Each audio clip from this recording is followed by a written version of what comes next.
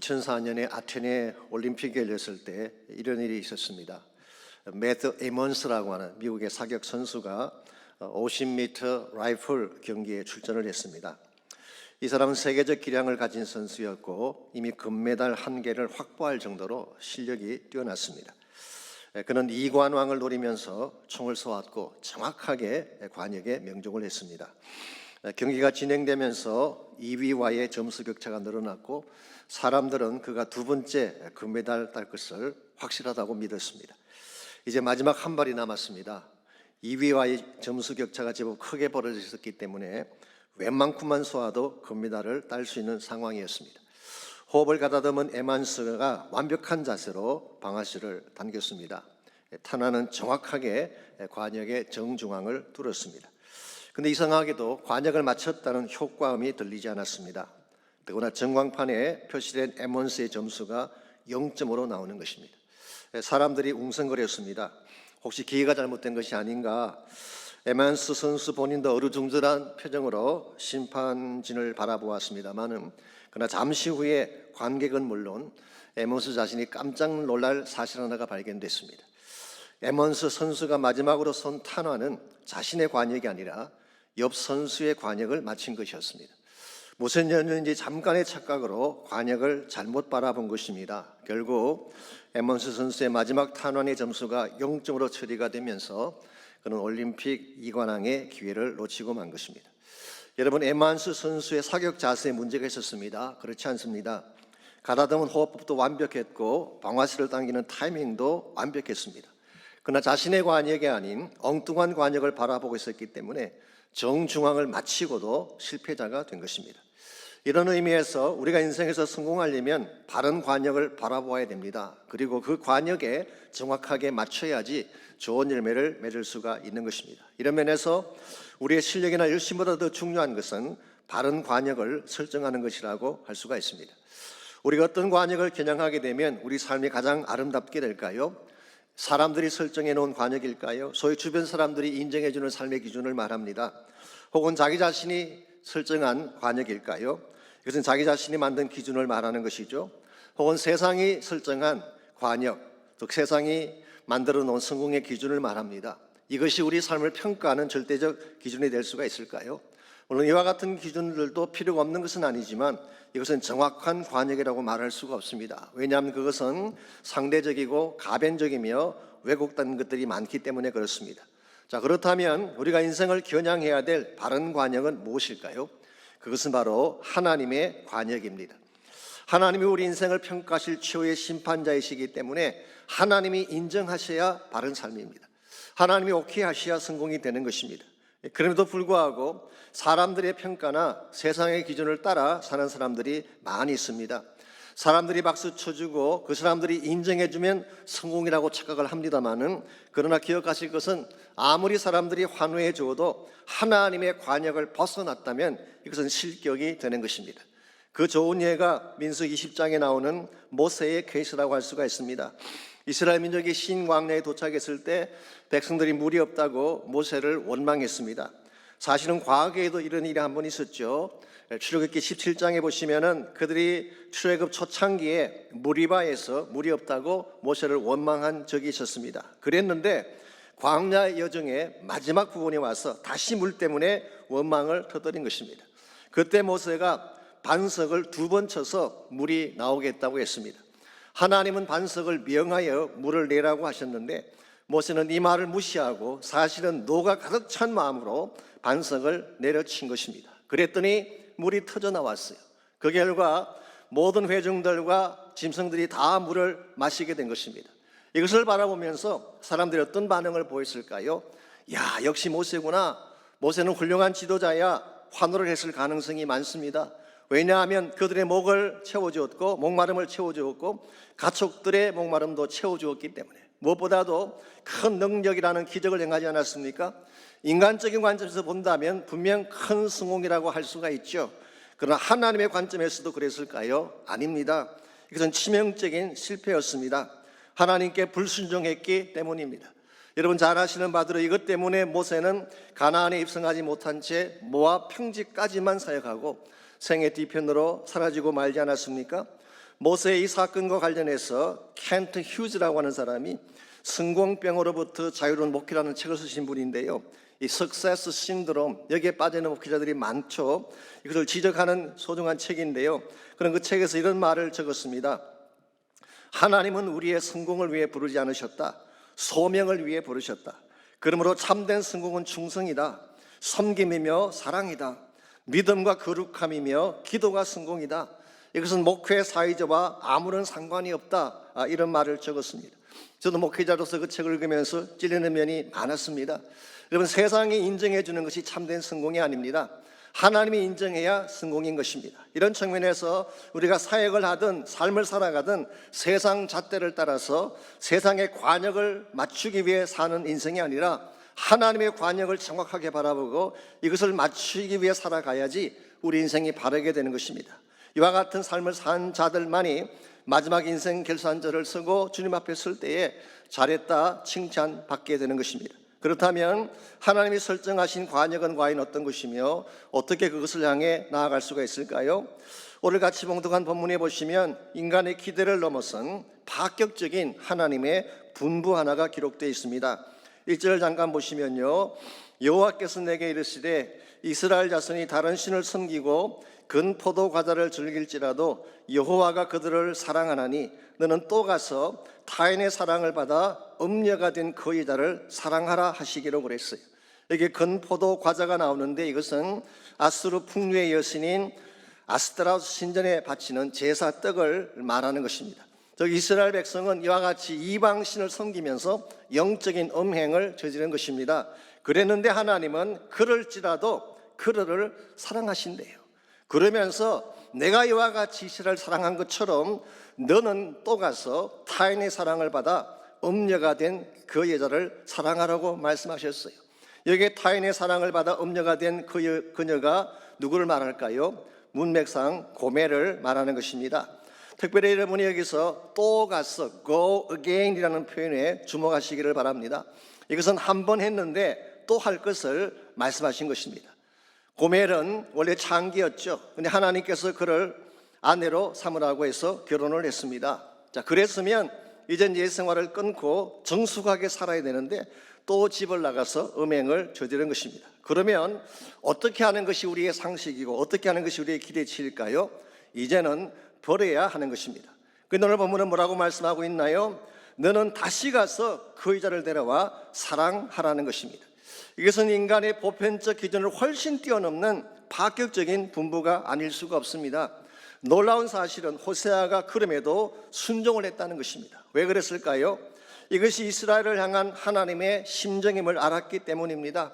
하나님은 호세아와 고멜의 케이스를 통해 하나님 사랑의 파격성을 보여주기를 원하셨던 것입니다.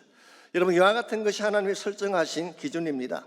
우리 인간의 기준치를 훨씬 넘어선 더 높은 차원의 하나님의 기준, 이게 바로 하나님의 관역이죠. 호세아는 여기에 순종한 것입니다.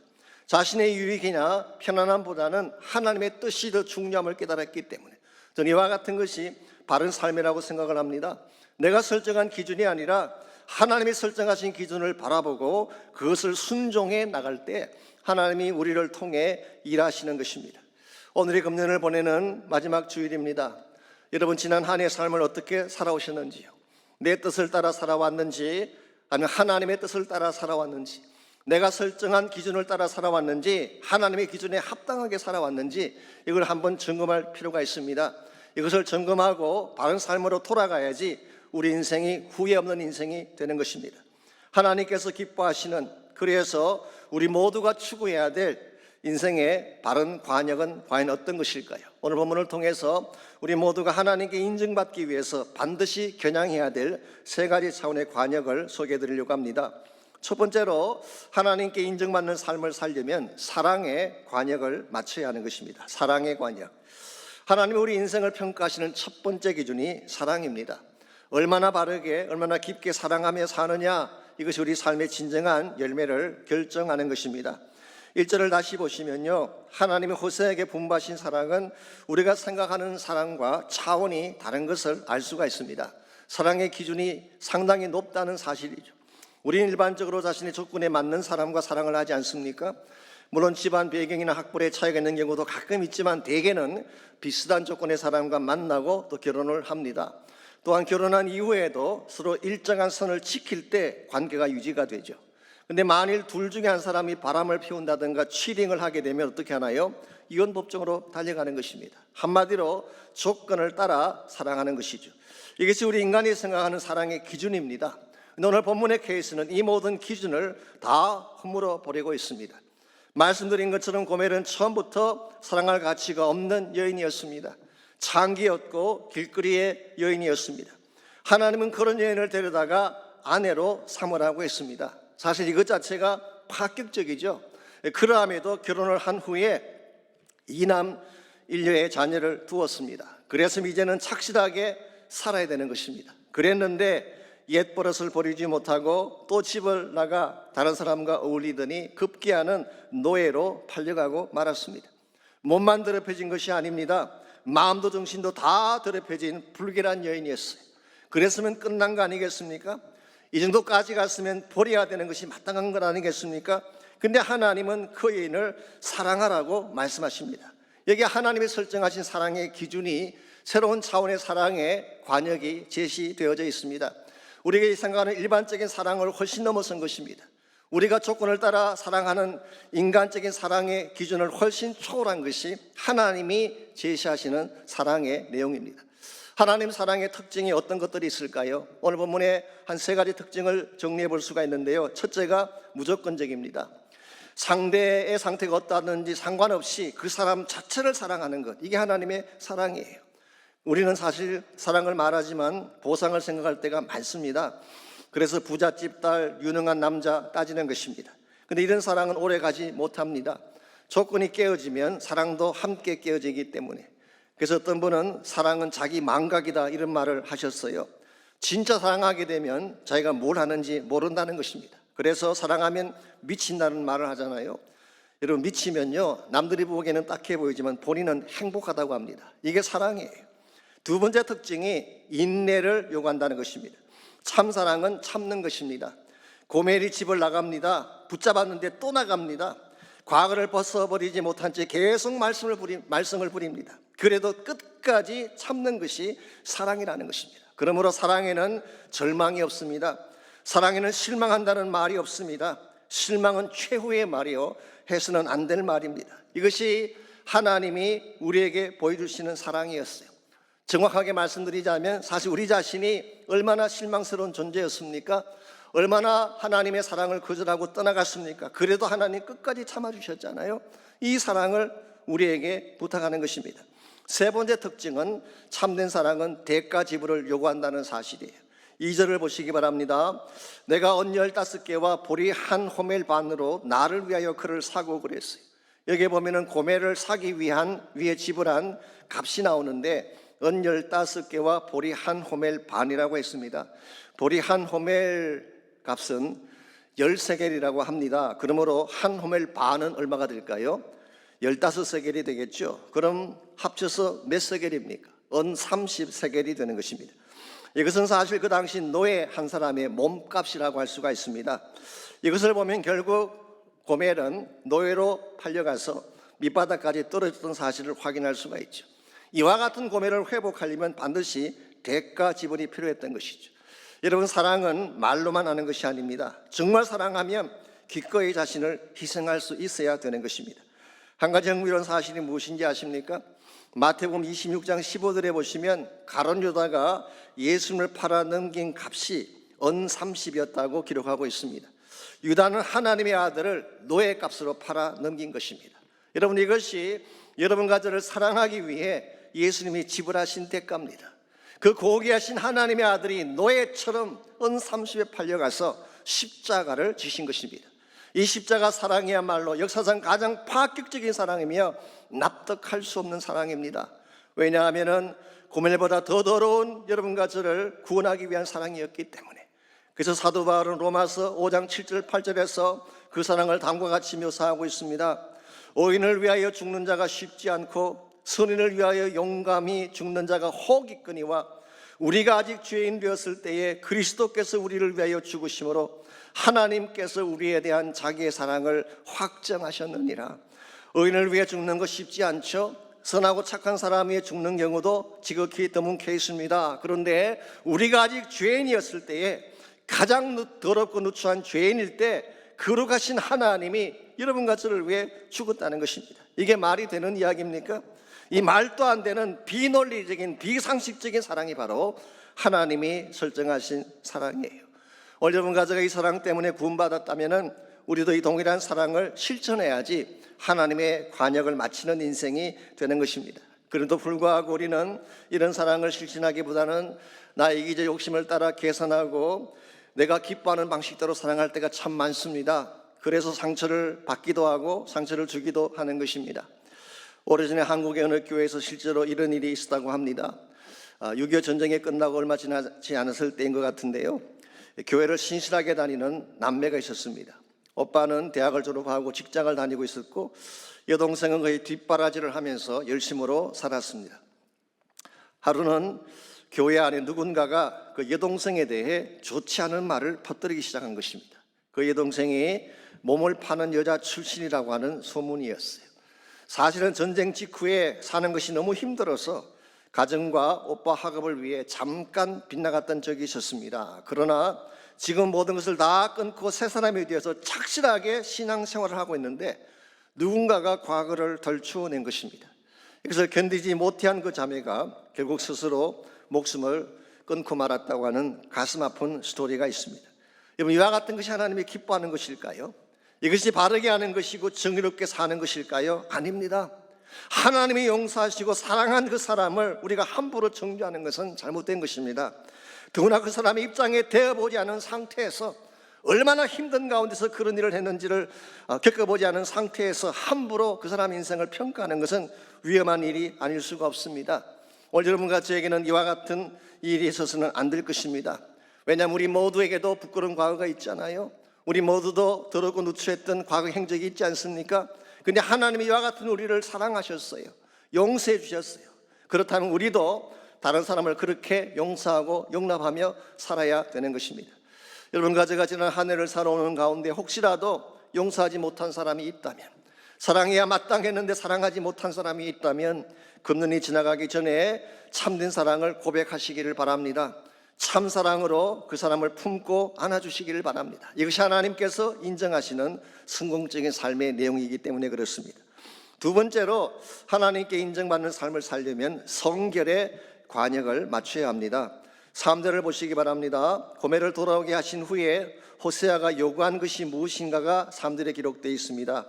그에게 이르기를 너는 많은 날 동안 나와 함께 지내고 음행하지 말며 다른 남자를 따르지 말라. 나도 내게 그러하리라 하였노라.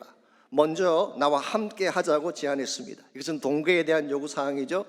사랑하는 자와는 함께 거해야 되는 것입니다. 너무 오랫동안 떨어져 사는 것은 추천할 만한 일이 아닙니다. 두 번째로, 음행을 멈추어라. 음행을 계속하면서 어떻게 건강한 부부 생활이 가능하겠습니까? 셋째로, 다른 남자를 따르지 말라고 했습니다. 이제부터는 오직 한 사람, 한 남편만 따르며 살라는 것입니다. 그러면 나도 그렇게 하리라. 즉 비로소 한 몸 된 관계로 회복되는 것을 말씀한 것입니다. 한마디로 요약하면 우리가 정말 구원받았다면 성결의 삶을 살아야 된다, 그런 뜻입니다. 옛날과는 구별된 삶을 살아야지 새로운 관계를 이룰 수가 있는 것입니다. 우리가 주님의 사랑을 입었다면 과거와는 달라야 됩니다. 그래야지 건강하게 주님을 섬기고 하나님의 은혜 앞에 바르게 열매를 맺으며 사는 것입니다. 이런 측면에서 하나님께서 세우신 두 번째 평가 기준이 얼마나 거룩하고 성결된 삶을 사는가에 있습니다. 사실은요, 세상 사람들도 우리에게서 성결한 삶을 기대합니다. 자신들은 교회를 다니지 않으면서도 우리는 정직하고 성결하고 바르게 사는 것을 보고 싶어 하세요. 왜 그런지 아십니까? 그들은 이것이 우리가 정말 예수 믿는 증거라고 생각하기 때문에 이와 같은 삶의 열매를 그들은 기대하는 것입니다. 물론 기독교 신앙의 핵심은 은혜죠. 고멜같이 더러운 인생도 용서받고 받아주는 것이 기독교 신앙의 핵심이죠. 자, 그렇다고 해서 구원받은 후에도 계속 옛날 생활 그대로 머무는 것이 성경적으로 맞는 것일까요? 그렇지 않습니다. 마틴 발레스테로 목사님이 오래전에 이런 말을 한 적이 있습니다. 하나님은 우리를 있는 그대로 받아주신다. 그러나 우리가 있는 그대로 머무는 것은 원치 않으신다. 그런 말을 했어요. 우리가 정말 예수 믿었다면 성장하고 변화해야 되는 것입니다. 예수 믿었음에도 불구하고 여전히 옛날과 똑같이 세상적인 방법으로 살아가고 있다면 결과적으로 복음의 영광이 땅에 떨어질 수밖에 없는 것입니다. 지금은 세상을 떠나셨습니다마는 고려대에서 경영학을 가르쳤던 김인수 교수님이라는 귀한 분이 계셨습니다. 이분은 신실한 크리스찬으로서 많은 젊은 사람들에게 영향을 끼쳤던 분이죠. 이분이 한 번은 한국의 몇몇 기업체 직원들을 대상으로 설문조사를 했습니다. 직장인의 근무 태도에 영향을 주는 요인들이 뭔가, 이것을 분석하기 위해서 설문조사를 한 것입니다. 그랬더니 직원의 연령이나 성별, 또 학벌, 학력, 출신 지역 같은 것이 근무 태도에 영향을 미친다는 결과가 나왔어요. 그런데 신앙은 근무 태도에 아무 영향을 주지 않는 것으로 판명이 나왔습니다. 다른 말로 말하면 믿는 사람이나 안 믿는 사람이나 똑같다, 그런 뜻이에요. 오히려 기독교인의 특성이 무엇이냐는 질문에 대해서 얌체라고 적은 대답이 가장 많았다고 해요. 정말 반듯하게 말을 잘하고 모든 것이 다 자기가 그것처럼 이야기를 하면서도 거짓말 수시로 하고 이기적인 행동을 하고 희생이 필요한 일에는 요리조리 핑계대며 빠져나가는 사람들 중에 크리스찬이 그렇게 많더라는 것입니다. 여러분 한번 깊이 생각해 봐야 됩니다. 정말 내가 크리스찬이라면 크리스찬답게 살아야 되는데 그렇게 살지 못하게 될 경우에 예수님의 영광이 땅에 떨어지게 되고 복음 자체가 땅에 떨어지는 것입니다. 우리는 정말 그리스도인이 되었다면 성결한 삶을 살도록 축을 해야 돼요. 왜냐하면 우리는 집 나간 고멜이 아니라 이제는 주님 품 안으로 돌아온 고멜이 되었기 때문에 그렇습니다. 이와 같이 우리가 하나님의 인정받는 삶을 살려면 먼저 사랑을 점검해야 됩니다. 예수님께서 말씀하셨죠. 내가 너희를 사랑한 것 같이 너희도 서로 사랑하라, 그렇게 말씀하셨는데 주님이 보여주신 사랑, 그 사랑을 하는지를 체크해 봐야 돼요. 두 번째로 나의 성결함을 점검해야 됩니다. 예수님 만난 이후에 얼마나 나의 삶이 거룩하게 변했는지를 점검해야지 바른 열매를 맺을 수가 있는 것입니다. 마지막 세 번째로 하나님께 인정받는 삶을 살려면 비전에 관역을 맞춰야 하는 것입니다. 즉 삶의 목적과 방향이 바로 되어야 한다는 뜻입니다. 4절과 5절을 보시면 하나님이 설정하신 비전의 내용이 나와 있습니다. 먼저 4절을 보시면 그들이 비전으로 나아가기 전에 선행해야 할 일이 4절에 기록되어 있죠. 이스라엘 자손들이 많은 날 동안 왕도 없고 지도자도 없고 제사도 없고 주상도 없고 에봇도 없고 드라빔도 없이 지내다가 그랬어요. 여기 보게 되면 이스라엘이 가져야 할 것과 가져서는 안 될 것이 짝을 이루며 나열이 되어 있습니다. 영어로 odd couple이라고 그러죠. 서로 어울리지 않는 짝들을 말하는 것입니다. 첫 번째 짝이 왕과 지도자입니다. 왕은 가져야 할 것이죠. 이스라엘의 왕은 궁극적으로 하나님 자신인데 왕은 한 나라를 다스리는 데 있어서 필수적인 요건입니다. 그 반면에 지도자, 이 사르라는 단어를 번역한 것인데요, 사실 이것은 프린스라고 하는 뜻입니다. 많은 영어 성경들은 프린스라고 번역을 했습니다. 에베소서 2장 2절을 보게 되면 이것을 공중권세 잡은 자, 즉 마귀를 지칭하는 용어로 사용이 됐어요. 그러므로 이것은 가져서는 안 되는 것입니다. 하나님이라고 하는 왕은 가져야 될 요소이지만 악한 마귀 사탄은 가져서는 안 될 요소. 두 번째 짝이 제사와 주상입니다. 제사는 하나님을 섬기는 예식이죠. 그러나 주상, 이 필라인데요, 이것은 우상을 섬기는 제단을 말하는 것입니다. 열왕기하 3장 2절에 보면 바알 숭배의 일환으로 세운 것을 주상이라고 했습니다. 이 둘은 서로 같이 갈 수가 없는 것입니다. 세 번째 짝이 에봇과 드라빔입니다. 에봇은 제사장의, 대제사장의 겉옷을 말하죠. 거기에는 우림과 둠밈이라고 하는 것이 달려 있습니다. 이것은 하나님의 뜻을 묻는 신탁의 도구입니다. 그 반면에 두라빔이라고 하는 것은 사실 가정의 수호신을 말합니다. 점을 치는 도구로서 다산과 풍요를 가져온다고 하는 우상이죠. 창세기 31장에 보면 라헬이 낙타 안장에 숨겨가지고 나온 것이 드라빔이었어요. 하나님의 뜻을 묻는 에봇과 드라빔이 어찌 같이 갈 수가 있겠어요? 그런데 이스라엘은 그동안 이 두 짝들을 함께 섬긴 것입니다. 이것을 뭐라고 하느냐? 이것을 혼합주의라고 부릅니다. 싱크레티시즘. 하나님도 섬기지만 이방의 우상도 섬기고 하나님을 향하여서 제사도 드리지만 이방 신전에 나가서 함께 이방 신도 섬기는 하나님과 세상이 섞여 있는 영성, 이게 바로 혼합주의. 이것이 이스라엘을 범죄하게 만들고 무너지게 만든 것입니다. 저는 오늘날도 마찬가지라고 생각을 합니다. 기독교를 위협하는 무서운 적은 외부의 핍박이 아니에요. 교회 안에 침투해 들어온 혼합주의가 정말 기독교가 경계해야 될 대상입니다. 아신 대로 교회 안에 세속주의가 많이 들어와 있습니다. 인본주의가 들어와 있고 세상의 가치관이 들어가 있고 물량적인 성공주의가 많이 들어와 있잖아요. 인권이니 평등이니 하면서 성경의 절대적 가치를 부인하는 잘못된 사상이 교회 안에 많이 들어와 있잖아요. 한국 교회의 경우 구복신앙과 미신과 영성의 혼합체, 극단적인 종말론이나 교회의 사유와 같은 것이 얼마나 우리의 신앙을 오염시켜 놓고 있습니까? 이와 같은 혼합주의가 제거되지 아니하면 하나님의 비전을 볼 수 없는 것입니다. 그렇기 때문에 5절을 보시면 이와 같은 것들이 다 제거되고 없어진 후에 하나님이 어떤 비전을 주실 것인지가 5절에 나와 있습니다. 그 후에 이스라엘 자손이 돌아와서 그들의 하나님 여호와와 그들의 왕 다윗을 찾고 마지막 날에는 여호와를 경외함으로 여호와와 그의 은총으로 나아가리라고 했어요. 그들이 가지고 있던 혼합주의를 다 제거하고 이 모든 것들을 다 없이 한 후에 하나님께로 다시 돌아오는데, 돌아오게 되면 그들의 왕 다윗을 찾는다고 했습니다. 이게 무슨 뜻일까요? 역사적으로 다윗이 죽은 지가 언제인데 다윗을 찾는 것입니까? 그러므로 이것은 다윗의 후손으로 오실 예수 그리스도를 말하는 것입니다. 즉 예수님께서 오시게 되면 그분이 세우실 새 나라의 비전을 말하는 것입니다. 그때가 되면 여호와를 경외함으로 여호와와 그의 은총 앞에 나아가게 되리라고 했습니다. 저는 이것이 장차 일어날 복음운동을 말한다고 생각합니다. 흩어진 많은 이방인들이, 많은 족속들이, 잘못된 가운데로 나아갔던 수많은 유대인들이 다 하나님 앞으로 돌아와서 하나님의 은총을 받고 하나님의 은혜의 보좌 앞에 서는 비전, 이게 사실은 요한계시록 7장에 기록된 하늘나라 비전 아니겠습니까? 각 나라 족속 백성 방언에서 나온 큰 무리가 하나님의 보좌 앞에서 찬양하기를 구원하심이 보좌에 앉으신 우리 하나님과 어린 양에게 있도다. 이게 하나님이 설정하신 비전이에요. 하나님이 설정한 이 비전을 향해 나아갈 때에 우리 인생이 하나님께 인정받는 인생이 되는 것입니다. 여러분 지난 1년 동안 무엇을 향해 달려오셨습니까?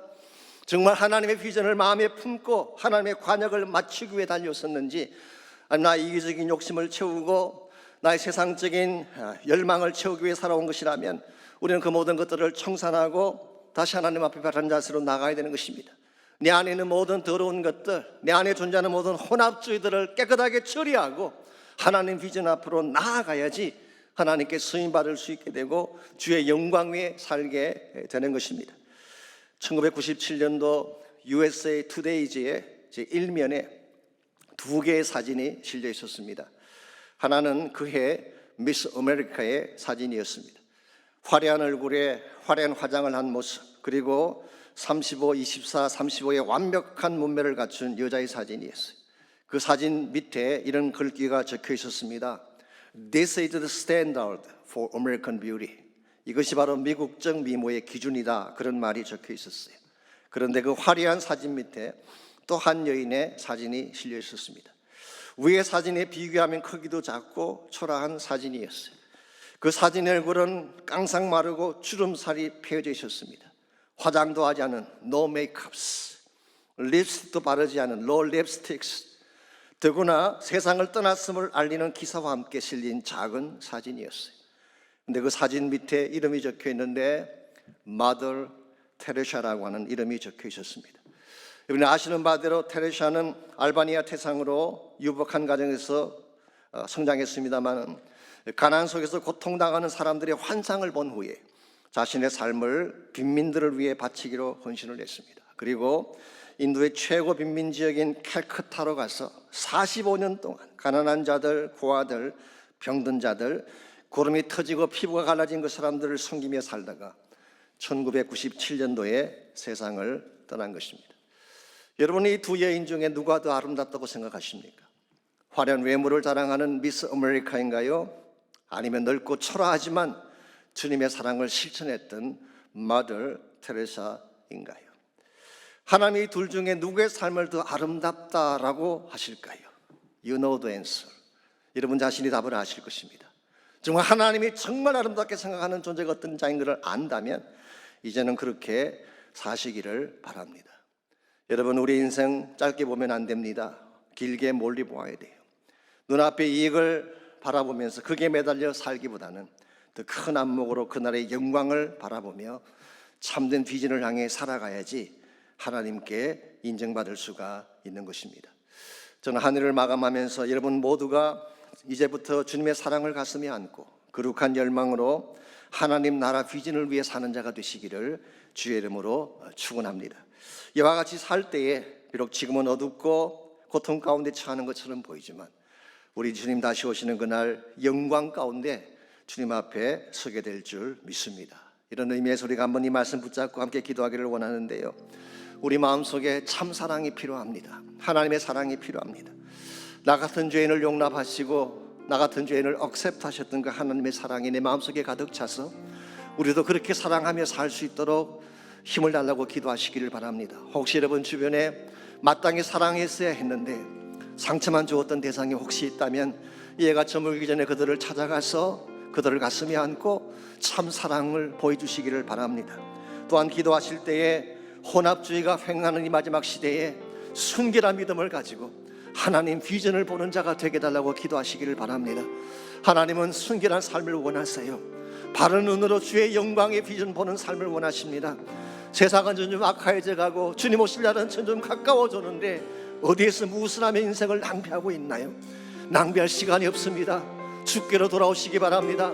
하나님의 은혜의 보좌 앞에 돌아오셔서 참 비전을 바라보고 주의 영광된 그날을 준비하며 달려가는 여러분 모두가 되실 수 있도록 함께 기도하시면 좋겠습니다. 우리 한 목소리로 함께 결단의 기도, 헌신의 기도 드리겠습니다.